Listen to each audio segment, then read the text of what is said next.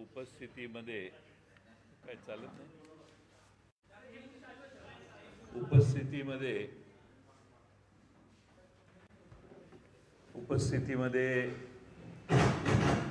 पक्ष कार्यालयात आजच नुकतीच बैठक झाली आणि या बैठकीमध्ये विधिमंडळ राष्ट्रवादी काँग्रेस पक्षातील विधानसभेतील राष्ट्रवादी शरदचंद्र पवार पक्षाचे गटनेते म्हणून श्री जितेंद्र आव्हाड यांना गटनेते म्हणून निवडण्यात आलं। त्याचबरोबर राष्ट्रवादी विधानसभेतील राष्ट्रवादी शरदचंद्र पवार पक्षाचे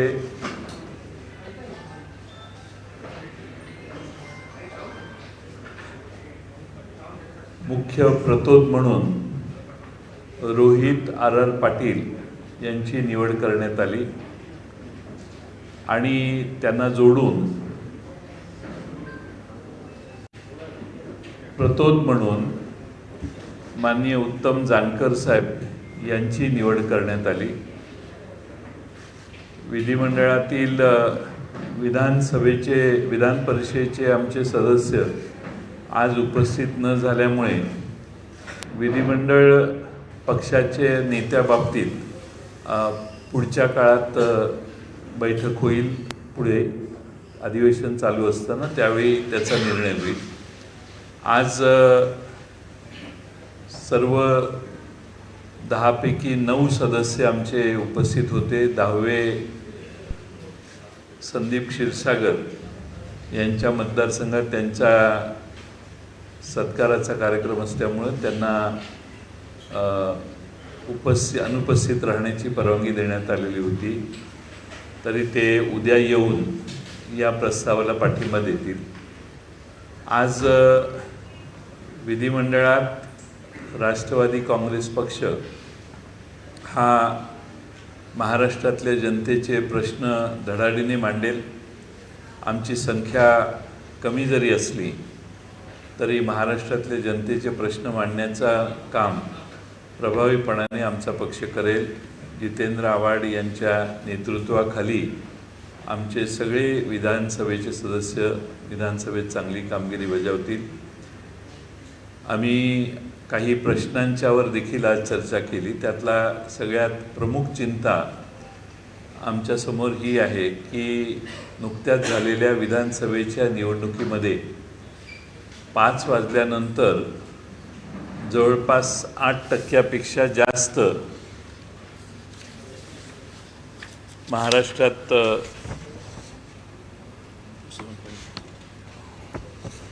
महाराष्ट्रामध्ये मतदान वाढलेलं आहे आणि मतदान झाल्यानंतर या ठिकाणी जर एवढ्या मोठ्या प्रमाणात जर मतदान वाढत असेल तर ही चिंतेची बाब आहे आणि त्यामुळं या बाबतीमध्ये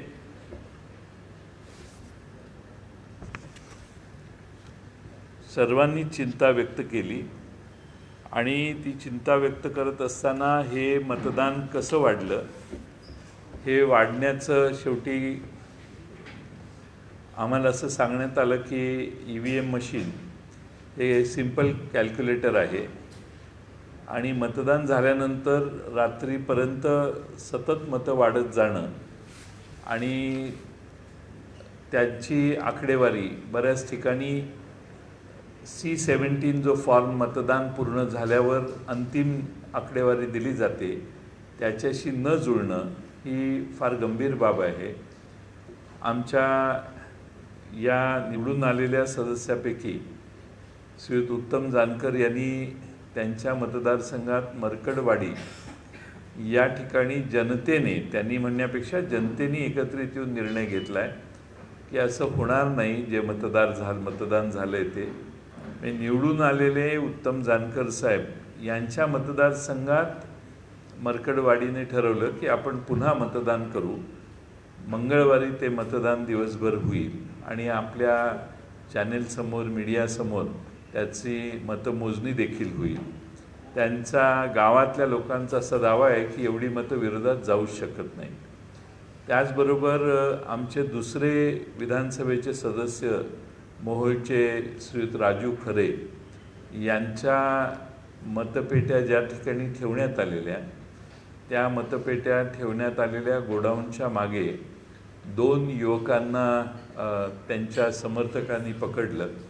त्यामध्ये त्यांच्याकडे 14 लॅपटॉप, 14 मोबाईल फोन्स होते आणि ते बिहार आणि उत्तर प्रदेशची मुलं होती. त्यांना पोलीस स्टेशनमध्ये श्रीयुत राजू खरे हे घेऊन गेले. पोलीस स्टेशनमध्ये गुन्हा नोंदवण्यात आला नाही. त्यांना फक्त त्या ठिकाणी डिटेन करून ठेवण्यात आलं आणि खरं म्हणजे रीतसर ही तक्रार नोंदवली पाहिजे होती की यांची हालचाल संशयास्पद आहे. ते 2 युवक हे महाराष्ट्राच्या बाहेर उत्तर प्रदेश आणि बिहारचे होते आणि त्यानंतर निवडणुकीत राजू खरे यांचा विजय झाला आणि त्यांच्याकडून पोलिसांच्याकडून कोणती कारवाई न होता ती मुलं त्या लोकांना सोडून देण्यात आलं. असे प्रकार महाराष्ट्रात अनेक ठिकाणी झालेले असतील असा समज आहे आणि त्यामुळं महाविकास आघाडीच्या वतीने महाराष्ट्रात निवडणुका या कागदावर व्हाव्यात, बॅलट पेपरवर व्हाव्यात, हा जो आग्रह आहे त्या आग्रहाला राष्ट्रवादी काँग्रेस पक्ष देखील पुष्टी देतो, पाठिंबा देतो आणि महाराष्ट्रात कालच श्रीयुत बाबा आढाव साहेबांनी जे लाक्षणिक उपोषण आणि आंदोलन केलं ते आंदोलन महाराष्ट्रभर होईल असा आम्हाला विश्वास आहे. आणि महाराष्ट्रात अनेक ठिकाणी अशी गावं आहेत की ज्या गावांना आश्चर्य वाटतं की आपल्या गावात असं मतदान होऊ शकत नाही, असं कसं झालं. सर्व गट, सर्व पक्ष एकाच उमेदवाराचं काम करत आहेत आणि त्या ठिकाणी गाव उमेदवाराला मायनस जातं आहे, हे यापूर्वी कधी घडलेलं नव्हतं. आणि त्यामुळं अतिरिक्त मतदान जे वाढलं त्याची चौकशी झाली पाहिजे. निवडणूक आयोगाने त्यांची वेबसाईट 2 दिवसानंतर बंद करून टाकली. लोकांना ती माहिती उपलब्ध होणार नाही याची काळजी घेतली. हाही गंभीर गुन्हा निवडणूक आयोगाने केलेला आहे असं मला वाटतं. कारण माहिती दडवणे, माहिती दाखवण्यापासून बंदी आणणे, माहिती गडप करणे हा गुन्हा आहे आजच्या नव्या जगात. गुन्हा म्हणण्यापेक्षा हा चूक आहे ही. आणि हे जाणीवपूर्वक निवडणूक आयोग का करतं हा प्रश्न महाराष्ट्रातल्या जनतेला पडलेला आहे. त्यामुळे निवडणूक आयोगाची वागणूक, निवडणूक आयोगाच्याकडे नाना पटोले, काँग्रेस अध्यक्ष, मी आणि शिवसेनेचे श्रीयुत संजय राऊत यांनी यापूर्वीच तक्रारी अर्ज दाखल केलेला होता. त्यावर काँग्रेस पक्षाला त्यांनी बोलवलेलं आहे. पण जोपर्यंत जे मतदान झालं ते EVM मशीन जोपर्यंत बाहेर ताब्यात येत नाही तोपर्यंत काही गोष्टींची उत्तरं मिळू शकत नाहीत असं अनेकांचं मत आहे. महाराष्ट्रामध्ये बरेच नवे प्रश्न या काळात सरकार येण्याच्या आधीच तयार व्हायला लागले तसं दिसतं. आणि त्यातला एक प्रश्न म्हणजे महाराष्ट्रातल्या आमच्या ज्या लाडक्या भगिनी आहेत त्या भगिनींची 65पेक्षा जास्त वय ज्यांचं आहे त्या भगिनींचा अंतर्भाव महाराष्ट्रातल्या लाडक्या बहिणींच्या यादीत होणं अत्यंत आवश्यक होतं. पण आम्हाला गेल्या 2-3 दिवसातल्या बातम्यावरून असं दिसतंय की सध्या आहेत त्या लाडक्या बहिणींची संख्या कमी करण्याचा प्रयत्न अप्रत्यक्षरित्या सरकार करतंय असा साधारण वर्तमानपत्रातल्या बातम्यावरून आम्ही पाहिलेलं आहे. त्याचबरोबर महाराष्ट्रातल्या लाडक्या बहिणीची योजना अधिक लोकप्रिय आहे आणि त्यामुळंच सरकार निवडून आले असा सरकारी पक्षाचा दावा आहे. त्यामुळं लाडक्या बहिणींची संख्या आता वाढवायला काहीच हरकत नाही. त्यामुळं 65 वर्षापेक्षा जास्त महिला ज्या महाराष्ट्रात आहेत त्यांना जास्त प्रोत्साहन देण्याची आवश्यकता आहे. 1500च्या ऐवजी 2100 रुपये करण्याचा निर्णय माननीय मुख्यमंत्री महोदय तत्कालीन यांनी जाहीर केलेलं आहे, म्हणजेच महाविकास आघाडीचं धोरण आहे. तेही 2100 रुपये आता नव्या वर्षात 1 जानेवारीपासून सरकार चालू करेल अशी महाराष्ट्रातल्या तमाम आमच्या लाडक्या बहिणींना अपेक्षा आहे. त्याचबरोबर महाराष्ट्रातले जे सोयाबीनचे दर आहेत त्याला आधारभूत किंमत मिळालेली नाही, त्यांना 6000 रुपये देतो हा वादा जो आहे, त्याप्रमाणे या सीझनला ज्यांनी सोयाबीन 3200-3400 रुपयांनी विकलं त्यांना उरलेली रक्कम ताबडतोब मोदी साहेबांनी आश्वासन दिल्याप्रमाणे ताबडतोब त्यांना मिळावी अशी देखील आमची विनंती आहे. कापसाचे दर कमी होत आहेत, त्याकडेही तात्काळ सरकारने लक्ष द्यावं. सरकारपुढे बरीच कामं आहेत आणि म्हणून आमची सरकारला विनंती आहे, सोपस्कार सोडून लवकरात लवकर त्यांनी शपथ घ्यावी आणि आपला कारभार चालू करावा. महाराष्ट्रात ज्या चांगल्या गोष्टी ते करतील त्यांना सकारात्मक आम्ही राहू. विरोधासाठी विरोध करण्याची भूमिका आमच्या पक्षाची राहणार नाही.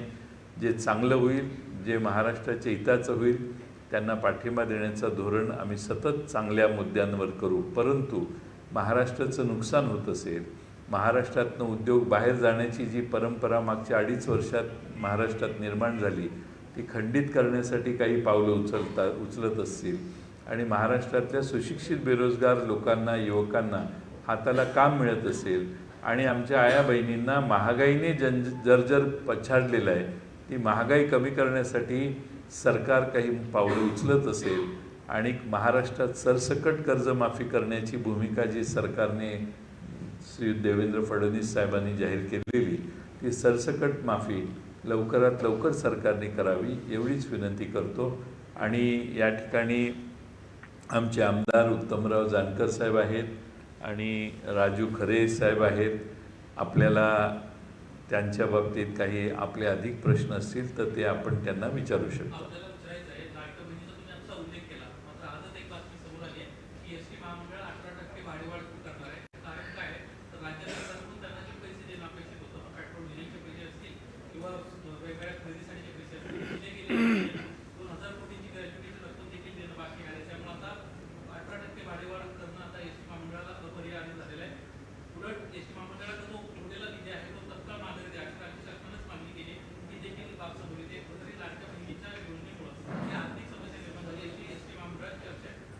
तुम्ही गैरसमज करून घेताय. राज्य सरकार श्रीमंत आहे, राज्य सरकारकडे भरपूर पैसे आहेत. एस टी महामंडळाला ताबडतोब शपथविधी झाल्यावर पहिला निर्णय होईल की एस टी महामंडळाला सर्वच्या सर्व पैसे दिले जातील. तुम्ही कोणतीही चिंता करू नका. एस टी महामंडळातल्या कर्मचाऱ्यांनी चिंता करू नये आणि महाराष्ट्रातल्या जनतेनेही करू नये. फक्त आता शपथविधीचा अवधी बाकी आहे.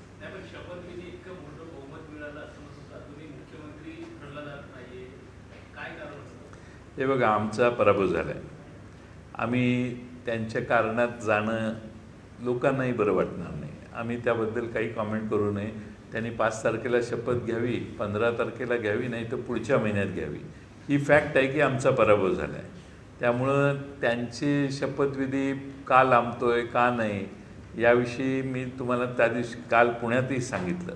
या आमची मेजॉरिटी आली असती तर आम्हाला 26 तारखेच्या आतच शपथविधी घ्यावा लागला असता, कारण राष्ट्रपती, राज्यपाल आणि न्यायालय हे आमच्या बाजूने उभा राहील का याच्याबद्दल अनेकांना शंका आहे. मला नाही आहे पण अनेकांना आहे.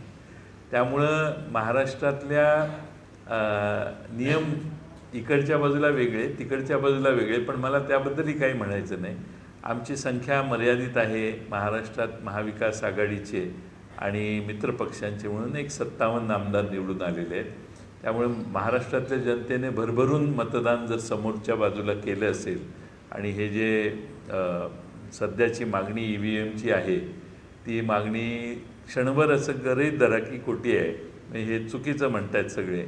तर एवढ्या मोठ्या प्रमाणात जनतेने त्यांना प्रेम दिलेलं असेल तर जनतेच्या कुठल्याही मागण्यांना आता सरकार, देवेंद्र फडणवीस मुख्यमंत्री होणार की नाही मला माहीत नाही, पण ते झाले तर त्यांना नो हा शब्द डिक्शनरीतनं वगळावा लागेल. परंतु सर,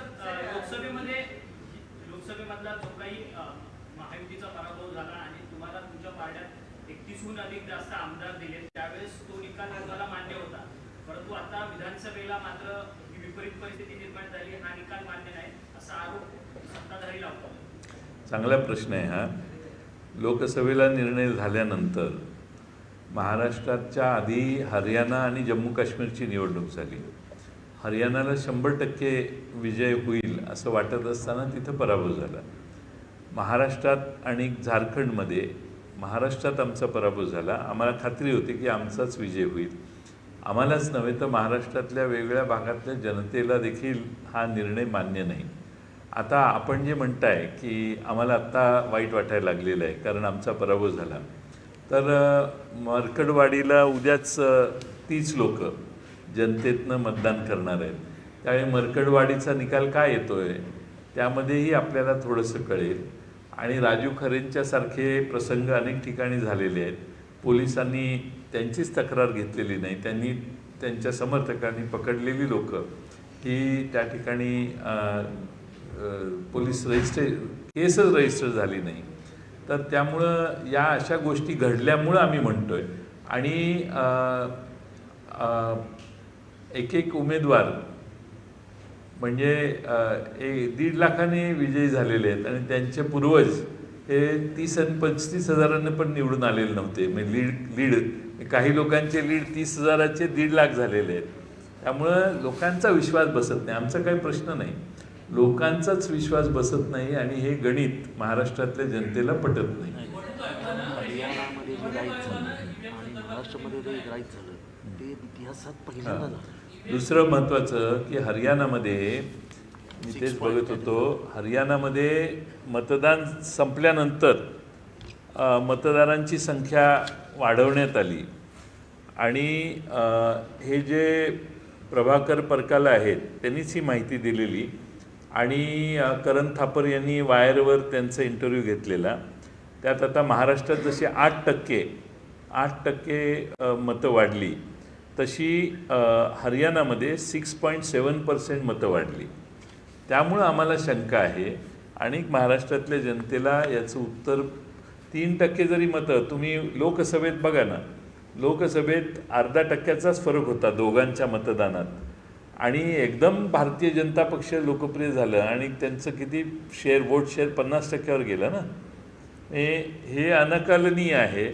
मी म्हणतो 2-3% मागं पुढं. त्यामुळं हे जे ॲडिशनल मतदान झालं ते कुठं गेलं याचा शोध लागला पाहिजे. 5 लाख आणि 46 लाख.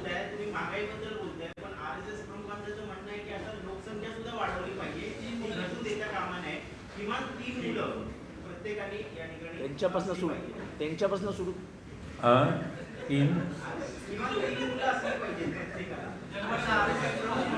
नाही, आता RSS प्रमुखांचं आदर हे सरकार ठेवेलच.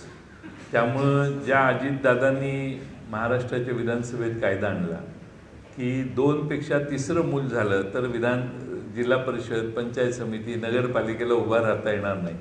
ते पहिलं RSSच्या आदेशाप्रमाणे अजितदादांनी निर्णय घ्यावा लागेल की 2 नाही अनेक मुलं असली तरी निवडणुकीला उभं राहता येईल. हा निर्णय आता होण्याची शक्यता आहे. तुम्ही म्हणताय ते मला माहीत नाही RSS प्रमुख काय म्हणतात. परंतु 2 मिनिटं सगळ्यात महत्त्वाचा मुद्दा की 2019ला जे मतदान होतं त्यामध्ये 2024 लोकसभा 2019 टू लोकसभा 2024 5 लाख मतंच वाढली. आणि 2019 नंतर 2024च्या लोकसभेनंतर विधानसभेपर्यंत महाराष्ट्रात 46 लाख मतं वाढली. म्हणजे फॅमिली प्लॅनिंग वगैरे सगळं मोडून या जनरेशनने 18 वर्षापूर्वी जे उपद्व्याप झाले त्याचा 46 लाख लोकसंख्या वाढली असं त्याचा अर्थ होतो. 46 लाख मतदान वाढले कसे हा प्रश्न आहे ना.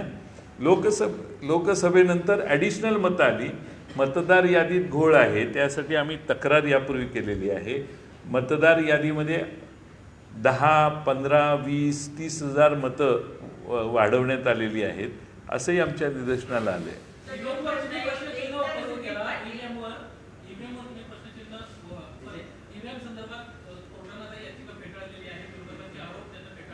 कोर्टी तत्परतेने हवा EVMच्या विरोधात जायला लागल्यावर कोर्टच आता EVMची बाजू घ्यायला लागले. आणि कोर्टाने ताबडतोब त्यांची याचिका खारिज करून टाकलेली आहे. अनेक टेक्निकल लोक वेगळ्या प्रकारे सांगतायत, त्याचे हळूहळू एकत्रीकरण करतायत. हळूहळू या सगळ्या गोष्टी पुढे येतील.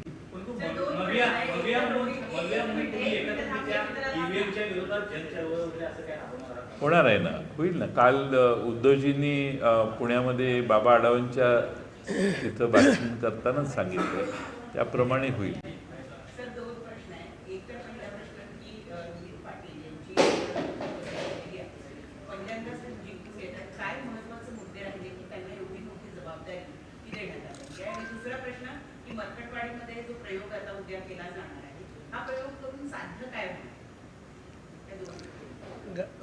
मरकटवाडीमध्ये आम्ही प्रयोग करत नाही, गाव प्रयोग करते. आमचा काही संबंध नाही. गावानेच ठरवलं की हे शक्य नाही आणि हे असं कसं झालं म्हणून गाव करते. आता गावाने निर्णय केल्यानंतर समजा त्या मूळ झालेल्या मतदानात आणि याच्यात बराच फरक आला तर त्याचा अर्थ असा होईल की गावोगावी हेच झालेलं आहे आणि गावातला असंतोष चव्हाट्यावर मांडण्याचं काम मरकटवाडी महाराष्ट्रात करेल. त्यामुळे साध्य अनेक गोष्टीत आता आम्हाला माहिती आहे की निकाल लागला आहे, सर्टिफिकेट घेऊन लोक उद्या शपथी सभागृहात घेतील, परंतु महाराष्ट्राच्या मनात ज्या गोष्टी आहेत त्या व्यक्त होत आहेत आणि हे पहिल्यांदा भारतात घडतं की लोक स्पष्टपणानं सांगत आहेत. एक, रोहित पवार हे आराराबांचे चिरंजीव आहेत, रोहित पाटील, आणि रोहित पाटील हे अतिशय प्रभावीपणानं काम करतील असा आम्हाला विश्वास आहे. आणि संसदेमध्ये विधिमंडळामध्ये आराराबांनी चांगलं काम केलेलं. आमचे जे सगळे उमेदवार आहेत त्यात मी, जितेंद्र आव्हाडजी, नारायण बाबा आणि रोहित पवार हे मला वाटतं आम्ही चौघेच रिपीट झालेले आहोत आणि पहिल्यांदा निवडून आलेले सर्व उरलेले आहेत. आणि मला वाटतं की आम्ही ही मुद्दामून तरुणाला जबाबदारी दिली आहे, पण त्यांना मार्गदर्शन करायला उत्तमराव जानकर पण त्यात बरोबर त्यांच्या काम करतील. झारखंडमध्ये ताई 1% मतं वाढली. जम्मू काश्मीरमध्ये पण 1% वाढली.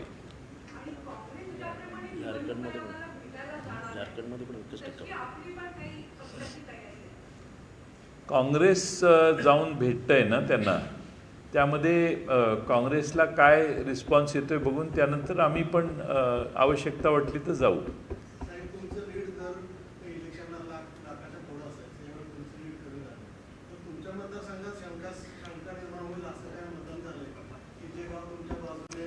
माझ्या मतदारसंघात अशी गावं आहेत की त्या गावात विरोधी कोण कामच करत नव्हतं, तरी तिथं मी मायनस आहे.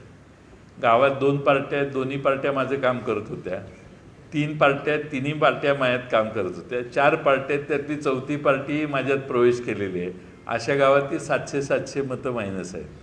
त्यामुळे लोकांना थोडंसं आश्चर्य वाटते, लोकांना शंका वाटते आणि त्यामुळं लोक अस्वस्थ होती. मला बरेच कार्यकर्ते आमचे भेटले. पण ठीक आहे, आता शेवटी ज्या ठिकाणी आमचे निवडून आलेले उमेदवारच तुम्हाला सांगतायत, राजू खरे आणि उत्तम जानकर साहेब, तर त्यामुळं अनेक गावात, माझ्याच मतदारसंघात नाही पण बऱ्याच गावात ही परिस्थिती आहे. साधारणपणे आम्ही सर्व मतदारसंघात सर्वे केलेले, सर्वे एकदा नाही केलेले, कन्सिस्टंटली 4 वेळा केले. आणि काही ठिकाणी आम्ही एक्झिट पोल पण कंडक्ट केला. तर त्याचे जे आकडेवारी आहे ती जर बघितली तर त्यामध्ये लोकसभेला एकाही असेंब्ली सेगमेंटमध्ये आमच्या चुका झाल्या नव्हत्या, नॉट अ सिंगल%. पण आता प्रचंड सर्वे वेगळा आहे आणि मतदान वेगळं आहे. त्यामुळं अगदी लाडक्या बहिणीचा परिणाम असेल तर जवळपास 28 ते 30% बहिणींना आम्ही विचारलेले त्यांचे ओपिनियन, तरी देखील फरक आहेत. आणि हमखास निवडून येणाऱ्या ज्या जागा होत्या आमच्या, त्या जवळपास 42-43 जागा होत्या. त्यावरून आम्ही एकदम 10वर आलो ना. त्यामुळे जरा हा आश्चर्य वाटतं की जे पडणार होते ते निवडून आले आणि जे निवडून येणार होते ते पडले. सर, पराभवानंतर खरं तर मौर्या नेत्यांच्या अनेक चौकशा ज्या आहेत त्या लागताना पाहायला मिळतात. सोलापूर जिल्हा बँकेच्या संदर्भात देखील अशाच पद्धतीची एक चौकशी जी आहे ती लागते मोहिते पाटलांच्या विरोधात वगैरे. काय सांगाल? कारण की मोहिते पाटलांनी स्वतःच्या मतदारसंघामध्ये तरी चांगल्या प्रकारे गड राखलेला होता 4 आमदार. एवढा प्रचंड विजय युतीला मिळालेला असल्यामुळं आकस ठेवून किंवा बदल्याची भावना घेऊन किंवा जुन्या केसेस उलगडून त्यांच्या मागे लागण्याचं काम किमान देवेंद्र फडणवीस करतील असं मला वाटत नाही आणि ते करणार नाहीत अशी आमची अपेक्षा आहे. शेवटी राजकारणात माणसांना मतं व्यक्त करण्याचं स्वातंत्र्य असतं. राजकीय भूमिका वेगळी आणि सहकारातल्या कामकाजाची भूमिका वेगळी असते आणि त्यामुळं एवढा प्रचंड विजय मिळवल्यावर मला वाटत नाही की देवेंद्र फडणवीस लहान मन दाखवतील आणि कुणाच्या चौकशा करतील आणि चालू असतील तर त्याही चौकशा ते थांबवतील असा मला विश्वास आहे.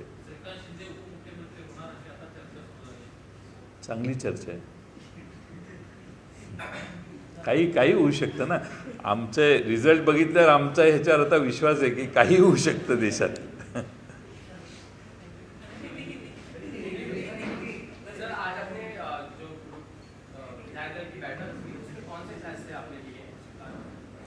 हमारे राष्ट्रवादी शरद चंद्र पवार पार्टी की बैठक आज हुई. उस बैठक में हमारे राष्ट्रीय अध्यक्ष आदरणीय पवार साहब थे, कार्याध्यक्ष सुप्रियाताई सुले जी थी. उन्होंने उनके सामने हमारी जो विधिमंडल की सदस्यों की बैठक हुई उसमें हम ये विधानसभा में हमारे गुट के जो प्रमुख रहेंगे वो हमारे विधानसभा के नेता करके जितेंद्र आव्हाड जी, डॉक्टर जितेंद्र आव्हाड जी, इनका नाम को सबने सम्मति दी है. और साथ में हमारे प्रतोद चीफ विप के नाते रोहित पाटिल रहेंगे और प्रतोद के नाते उत्तम जानकर साहब रहेंगे. और हमें पूरा यकीन है कि ये हमारी टीम बहुत अच्छी तरह से लोगों के सवालों को सामने रख के महाराष्ट्र की विधानसभा में काम करेंगे.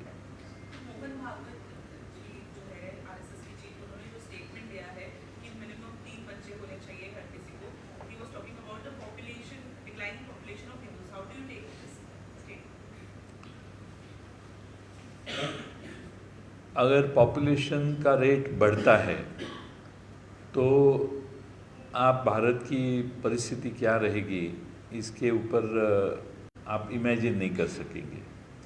और इस देश की आबादी इतनी बढ़ चुकी है कि इसके बाद उसका रेट बढ़ाना यानी महाराष्ट्र पूरे देश में बहुत डिज़ास्टर निर्माण होगा. पानी की समस्या हो सकती है, अनाज की समस्या हो सकती है, बहुत समस्या तैयार हो सकती है.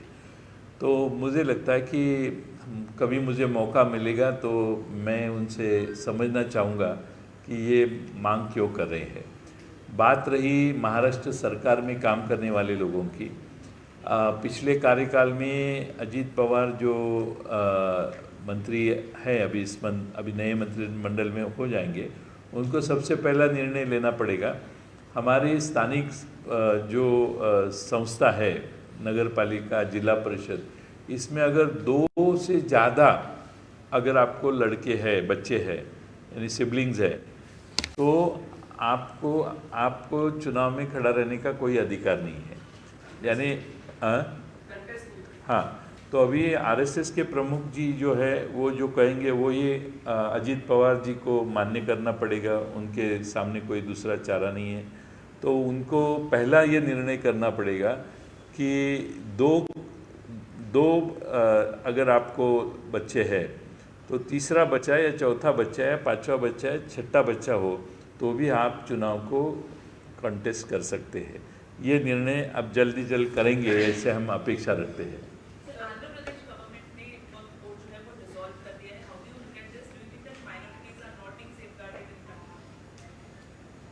I don't know what is the background for them to take that decision. I need to know. I will study and tell you about it. Sir, विश्व हिंदू परिषद जो जिस तरीके से नारे चले नारे को भी लेकर वो समरस का अभियान चलाना चाहती है। उन्हीं नारों को आगे लेकर पूरे साल भर तकरीबन वो रथ यात्रा निकालेंगे, पद यात्रा होगी और लोगों तक फिर उस नारों को लेके जाने वाले। विश्व हिंदू परिषद का इन सारे नारों को फिर से लेके जाना, एक सेफे लेके जाना, उसको आप किस तरह से देखते हैं? अभी से पॉलिटिकल एजेंडा आने वाले समय के लिए किस तरह से आप उसको देखते हैं? अभी पूरे देश में अगर ये ऐसा होने वाला है तो मुझे लगता है कि हम 18वीं शतक में या 19वें शतक में हम काम कर रहे हैं। कटेंगे तो बटेंगे तो कटेंगे, इससे मुझे लगता है अगर मोदी साहब ये नारा देते हैं कि पढ़ेंगे तो बढ़ेंगे, तो मुझे लगता है देश उनका स्वागत करेंगे। ये अलग दिशा में अगर देश को लेके जाना चाहते हैं तो फिर इसमें काफ़ी समस्या हो सकती है। मुझे लगता है कि पढ़ेंगे तो बढ़ेंगे ये नारा होना चाहिए और हमारी कुटुंब की संख्या मर्यादित हो, इसलिए सरकार ने प्रयास करना चाहिए ताकि आने वाले 20 साल में 30 साल में और समस्या इस देश के सामने पैदा अगर लोक संख्या बढ़ गई तो बहुत भारी समस्याओं को सामना करना पड़ेगा हमें।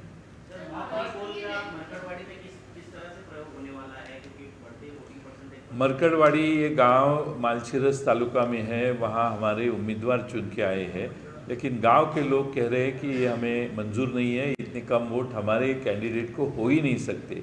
इसलिए गांव ने ऐलान किया है कि मंगलवार को परसों उनके गांव में वोटिंग होगी, बैलेट पे होगी। बैलेट पे वोटिंग जो होगी उसकी काउंटिंग सबके सामने, मीडिया के सामने होगी और वो जो निर्णय होगा वो सामने रखेंगे वो लोगों के। उनका प्रयास ये है कि जो महाराष्ट्र में अभी वोटिंग परसेंटेज बढ़ गया, यानी 8% से महाराष्ट्र में 5 बजे के बाद में नंबर ऑफ़ वोट्स बढ़ गए, या तो ये जो शंका निर्माण हुई है लोगों में, हमारे यहाँ राजू खरे नाम के हमारे दूसरे विधायक हैं, उनके जो काउंटिंग ईवीएम मशीन थे उस गोडाउन के पीछे 2 लोग उन्होंने रात को 3:30 बजे उनको लोगों ने पकड़ा। उनके पास 14 लैपटॉप थे, 14 मोबाइल फ़ोन्स थे और उनको पुलिस के हवाले कर दिया। तो पुलिस ने कोई कार्रवाई नहीं की, पुलिस ने सिर्फ सादी एफआईआर भी दर्ज नहीं की और बाद में काउंटिंग होने के बाद उनको छोड़ा गया। तो ये बच गए, ऐसा लोग कहते हैं कि अगर उनका कार्य पूरा होता तो ये भी गिर जाते। तो इसका मतलब ये है कि ऐसी हेराफेरी अनेक मतदार संघ में हुई होगी, ऐसा एक शक लोगों में है।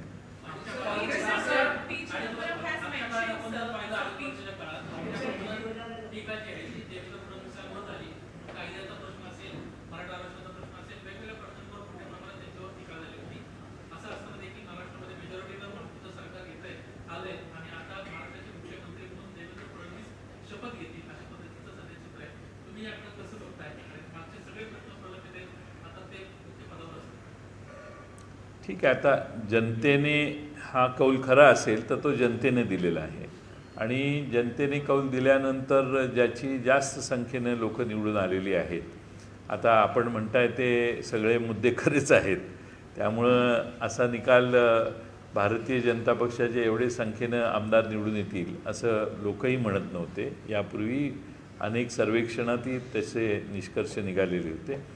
अगदी आपण बॅलेट बॉक्स पोस्टाची मतं जी आहेत, ती पोस्टाची मतं जर बघितली तर भारतीय जनता पक्ष महाराष्ट्रात 84 जागांवर पोस्टाच्या मतांमध्ये पुढं होते आणि निवडून आले 132। एकनाथ शिंदे साहेबांचे देखील मला वाटतं असेच 29 का काहीतरी उमेदवार पोस्टात पुढे होते, पण निवडून आले 57। अजित पवारांचे देखील काहीतरी 12 का 25 ठिकाणी त्यांचे पुढे होते, निवडून आले 41। या उलट शिवसेना उद्धव ठाकरे पक्षाचे जवळपास 58 ठिकाणी पुढे होते, निवडून आले 20। काँग्रेसचे देखील काहीतरी 47 ठिकाणी का काही पुढे होते, निवडून आले 20। आणि काँग्रेसची परिस्थिती आणि राष्ट्रवादीचे देखील आमचे 40 का 43 ठिकाणी पोस्टात आमची पुढे होते, निवडून आले 10. त्यामुळे हा फरक देखील महाराष्ट्रातल्या जनतेने लक्षात घेतला पाहिजे. सर, गुलाबराव पाटील म्हणतात की अजित पवारांना जर सोबत घेतलं नसतं तर आमचे देखील अर्थात शिंदेचे देखील 100हून अधिक आमदार जे आहेत त्या निवडणुकीत निवडून आले असते, असं त्यांनी सूचक विधान. गुलाबराव पाटील बऱ्याच वेळेला खरं बोलतात. सर, पी चिदम्बरम ने एडमिट किया है कि एक है तो सेफ है जो नैरेटिव था वो काम किया महाराष्ट्र में. आप कैसे देखते हैं इस चीज़ को कि आपको लगता है ये जो नारे दिए गए तो वो वर्क किए महाराष्ट्र में? नहीं, अलग अलग चीज़ों के कारण भी हो सकते हैं. जैसे लाडकी बहन बोलते हैं लोग और सरकार ने जो नई घोषणा की है और बाद में ये पोलराइजेशन ऑफ वोट्स, लेकिन इतना फ़र्क नहीं पड़ सकता क्योंकि ये प्रयास भाजपा ने पहले भी किया है, लेकिन इतना फ़र्क हमें नहीं लगता पड़ सकता है. हम समझ सकते हैं कि उनकी मेजॉरिटी आई है, 160 170 चुन के आए, लेकिन 230 तक जाने का कोई, यानी जो चुन के आए उनको भी विश्वास नहीं लगता है कि हम चुन के आए. ये सबसे बड़ी समस्या है. कुछ जो चुन के आए उम्मीदवार है वो उन्होंने मुझे कहा, अभिनंदन किया तो वो बोले थैंक यू, लेकिन हमें मालूम नहीं इतना कैसे वोट मिले. यानी आज की मीटिंग में आप लोगों ने विरोध में भी एजेंडा रखा हुआ है, खासकर जो आप कह रहे हैं कि ईवीएम इतना कैलकुलेट नहीं, हमने चिंता जताई है कि 5 बजे के बाद में शाम तक 8% वोट कैसे बढ़ गए, वो उनका अकाउंटिंग ही नहीं है. और ये जो हमारी वेबसाइट है चुनाव आयोग की, वो भी बंद की गई. तो इसका मतलब यह है कि कुछ हाइड करने का प्रयास इलेक्शन कमीशन कर रहा है.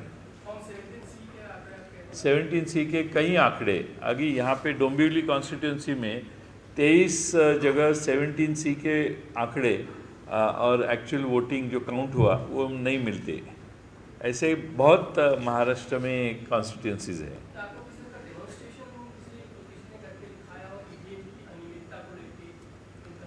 ऐसे आप सबके सामने वो व्हाट्सएप पे घूम रहे अलग अलग तरह से डेमोन्स्ट्रेशन हो रहा है पूरे देश में.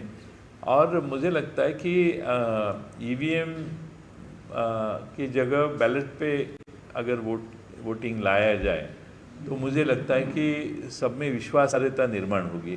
अगर लोगों का विश्वास ही नहीं है ये सिस्टम पे तो वोटिंग परसेंटेज भी कम हो जाएगा. आगे हम कैंपेन करते हैं कि ज़्यादा से ज़्यादा लोग वोट करने को आइए, लेकिन अगर वोट जिसको दिया है वो कहाँ जाता है वोट ये समझता नहीं है, उसमें शंका निर्माण होती है, तो लोग वोटिंग करने को भी कम आएंगे और चुनाव लड़ने को भी कम आएंगे. क्या राष्ट्रीय स्तर पर इस तरह के आंदोलन को शुरू करने की कोई अभी से शुरुआत कार्यवाही या पहल? मुझे मालूम नहीं है राष्ट्रीय स्तर पे क्या होगा, लेकिन महाराष्ट्र में अलग अलग पार्टियां अभी आगे आ रही है और इसके ऊपर आंदोलन छेड़ने की बात कर रही है. शायद सब इकट्ठा बैठ के आंदोलन हो सकता है. सरकार का 5 तारीख को शपथ विधि होगा, शपथ ग्रहण समारोह.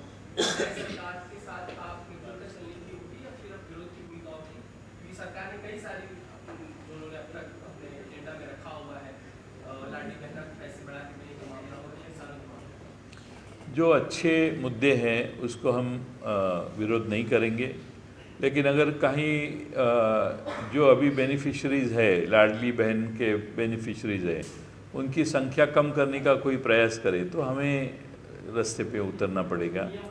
और नियम भी बदले जा रहे हैं. नियम बदलने की कोई दूसरी फिल्टर लगाने की कोशिश हुई तो वो लाड़की बहन को फंसाने का आरोप भी हो सकता है उनके ऊपर. तो मुझे लगता है ये अभी बहुत बड़ी वोट, इतने वोट मिले इनको, तो मुझे लगता है कि उन्होंने ऐसे कोई करना नहीं चाहिए.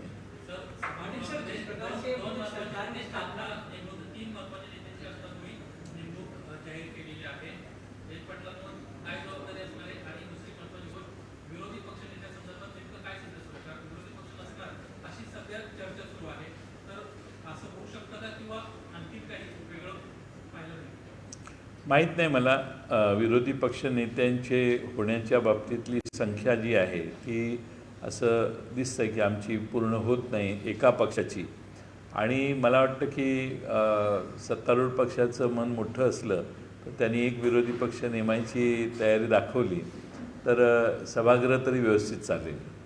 आणि राहिला प्रश्न माझा, मी आहे तिथंच आहे.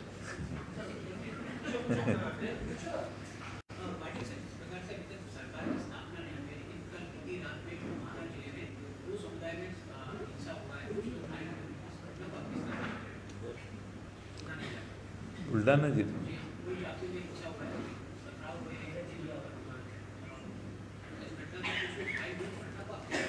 नहीं, मुझे मालूम नहीं एग्जैक्टली क्या हुआ. हमारे बुल्ढाना के कोई कार्यकर्ता ने फ़ोन करके कुछ बताया नहीं. मैं ये जानकारी ले लूँगा और बाद में इसके ऊपर बोलूँगा. सर, देवेंद्र फडणवीस मुख्यमंत्री होना चाहिए, वो शपथ लेंगे, तीसरी बार वो मुख्यमंत्री बनेंगे. पिछले 5 साल का अनुभव, उसके बाद मुख्यमंत्री होने का अनुभव, इस तरह की उम्मीद आप रखते हैं. उन्होंने काफ़ी आश्वासन दिए, जो कुछ नारे उन्होंने दिए, फटेंगे तो फटेंगे, इसलिए की बात नहीं, की बात उन्होंने की. देखते उनको अनुभव है. उनका निर्णय अगर भाजपा करती है तो हम उनको बधाई देंगे. उनकी नई टर्म 5 साल की हो और ये सारी जो कमिटमेंट उन्होंने जनता को दी है महाराष्ट्र के, वो पूरी करने की ताकत उनमें आए, ऐसी शुभेच्छा देंगे. होने दो, जब होगा तब ज़रूर हम उनको बधाई देंगे. क्यों नहीं देंगे.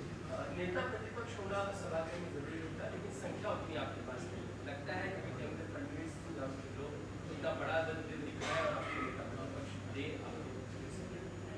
हमारे का नहीं, कैसा है कि हमारी संख्या कम है और ये सब ने मिलके इकट्ठा आके विनती की तो मुझे मालूम नहीं क्या कर सकते, बोल नहीं सकते. मैं ऐसा अनुमान नहीं निकालूंगा कि ऐसा होगा वैसा होगा. बहुत सपना देखना गलत है और इसीलिए जो जब होगा तब देखेंगे.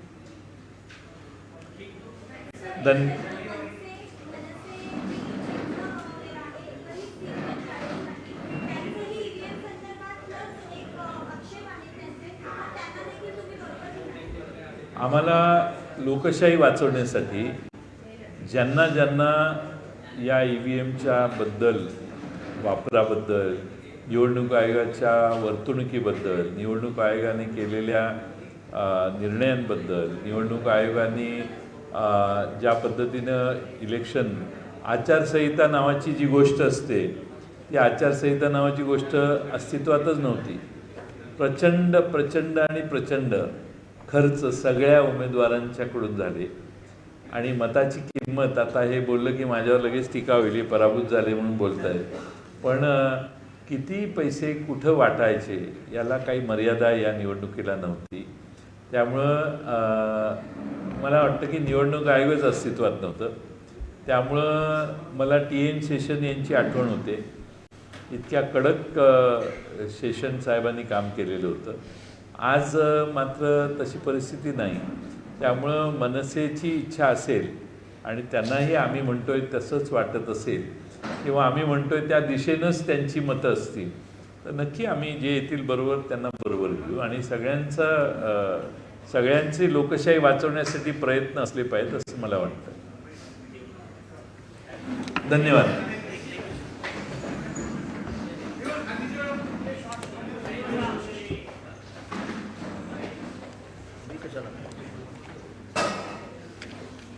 तुम्ही गेले का? मरकडवाडी गेली?